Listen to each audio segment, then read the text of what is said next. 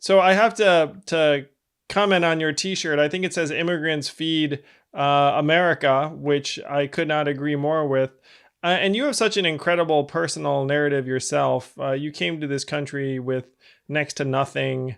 You worked in a restaurant. I know you've been back and forth to Spain and the U.S., but your work just kept on drawing more and more fans and support. And everywhere you went, people wanted to taste your food. Really, like is so much of it. And I feel like your immigrant story is like the story that so many people came to this country to have a chance at themselves, just to try and create a better life for themselves and their families.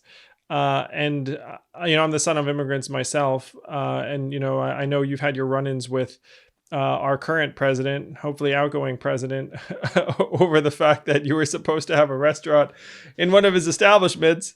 And then you said, you know what, I don't think I want to have a restaurant in this establishment, and ended up on the other side of the president there, which I commended your, or I like many Americans thought that you were awfully principled and courageous to make that stand. But I'm sure there were some negative effects as well that you had to deal with. Well, let me tell you, imagine the day I wake up and the president of the United States is suing my company and myself personally. And actually, because that was the right thing to do, I sue him back. Uh, how many times you have president of the United States that is in a suit with a citizen? I think it's a first. But I did it because I sincerely believe that his comments on Mexicans were used not the right thing to be listening from a leader, and that the right thing to do was to stand up. Many people told me, if you knew he will become president, will you do the same? I say 100 times over, yes.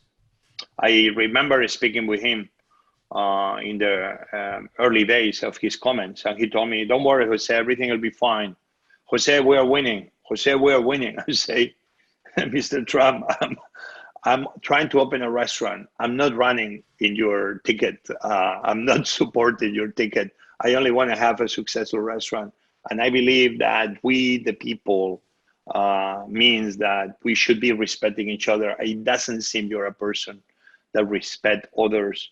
And I hope that you will change and rephrase your comments. I thought he was going to do something. I was so naive that I thought that a cook like me, an immigrant like me, could make a person like him maybe to sound apologetic. I don't think that was naive at all, Jose. I like it was quite reasonable of you to think that. He doubled down 2 weeks later, and is the moment that. So for me, obviously, you mentioned about my shirt, immigrants, immigration reform. Listen, as an immigrant and as a Spanish American, I'm very thankful about the amazing opportunity I gained by being invited to join this country.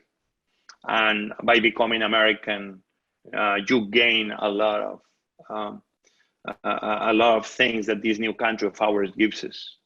But with becoming American, also you gain responsibilities to be a good citizen, to give back, to respect others, and to give back as much as we receive from the country that welcome us. But also we need to be aware of the big lie that we have on immigration reform, that we need to be also pragmatic. We had chances with the Democratic Party that we didn't take. And everybody needs to be involved in passing immigration reform.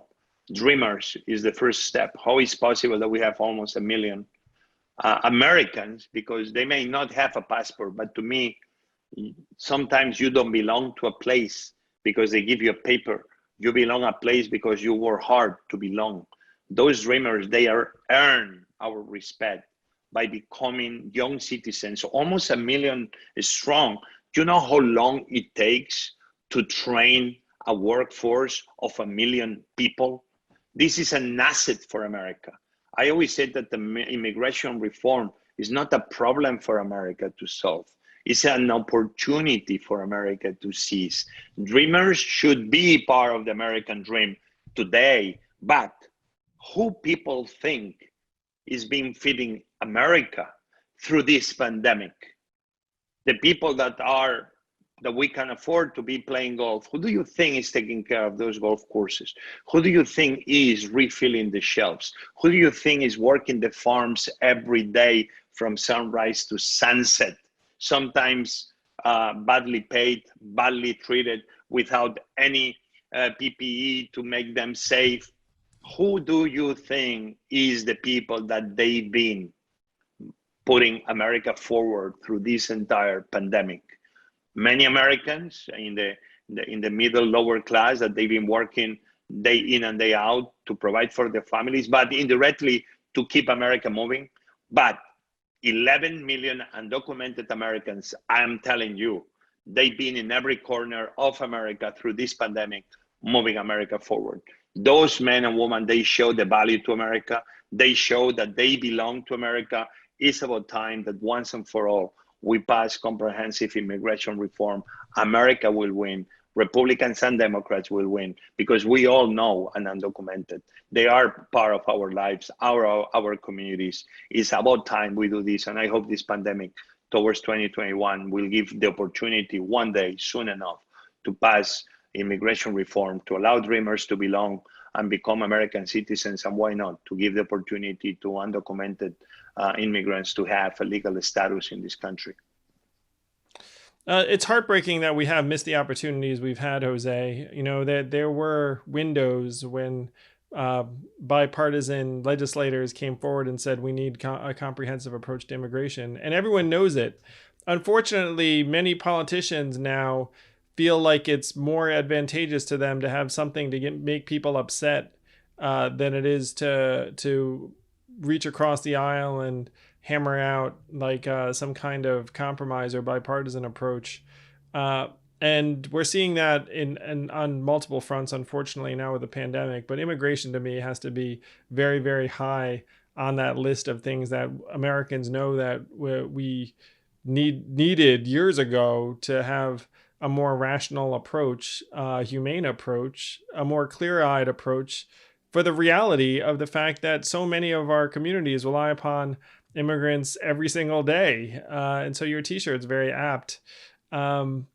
It's so inspiring to me to see someone like you who's come here, made so much of yourself, but then also thrown yourself into multiple important causes right now, fighting for restaurateurs, for immigrant rights, but also you've led many humanitarian efforts around food and food scarcity and food relief. We need a White House that recognizes the problem we're facing. And when you have a leader that seems not even to recognize we have a pandemic and seems not to recognize how many businesses are suffering, and who, instead of coming up with the smart ideas and bills to invest into solutions, seems is throwing money at the problem. We've been paying farmers across America, the big farmers, because very bad policy in the White House fight with China, where actually now we are not better off. Maybe the president is showing everybody how strong he is against China. But right now we're spending more money paying subsidies to our farmers that they are not even producing food because the war with China. We've spent 4 or 5 times in those subsidies to farmers that we spent when we had the automobile crisis. And he's not creating jobs. He's only throwing money at the problem. The president looks good, but he's really writing checks to farmers. In the process, we are not feeding America. This is, to me, insane. That's why we need policies that they don't look that they're good so you can get votes on election day, but policies that empower Americans to do well all across. We need a White House that recognizes the pandemic. Until we don't have that leadership in place, everything is going to be hard because we require a very big approach idea to have a big investment to regrow the economy towards 2021, 2022. And right now, I don't see that leadership in the White House or in the Senate.